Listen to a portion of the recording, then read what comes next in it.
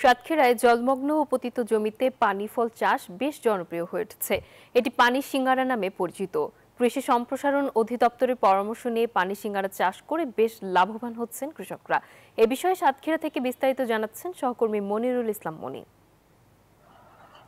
সাতক্ষীরা জেলায় পানি সিংড়া বেশ জনপ্রিয় হয়ে উঠছে, দিন দিন এর চাষ পরিধি বাড়ছে।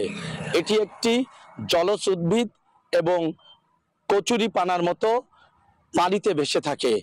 আপনারা জানেন সাতক্ষীরার অধিকাংশ পতিত জলমগ্ন জমিতে কৃষি সম্প্রসারণ অধিদপ্তরের পরামর্শ নিয়ে কৃষকরা মাঠের পর মাঠ এই পানি সিংড়ার চাষ করে আসছেন দীর্ঘদিন ধরে। সাতক্ষীরা জেলায় এবার সদর উপজেলায় 10 হেক্টর জমিতে পানি সিংড়ার চাষ করেছেন এখানকার কৃষকরা। তারা এই পানি সিংড়া চাষ করে বেশ স্বাবলম্বী।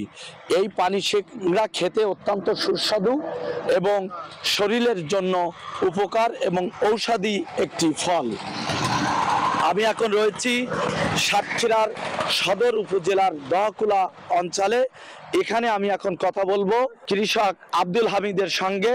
তিনি জানাবেন যে এই পানি সিংড়ার চাষ করে কি পরিমাণ লাভবান হচ্ছেন। 12 বিঘা জমি চাষ করি। 12 বিঘা জমি চাষ করি আমার 1.5 লাখ 2 লাখ টাকা লাভ থাকে প্রতি বছর। আমার এই চাষ করা এই দীর্ঘ আমার 15 বছর। উনি জানাচ্ছিলেন যে এটি অত্যন্ত লাভজনক একটি ফসল।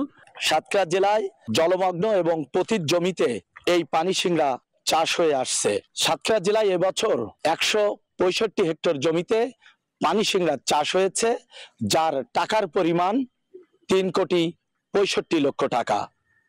এই ছিল সাতক্ষীরার পানি সিংড়ার সর্বশেষ খবর।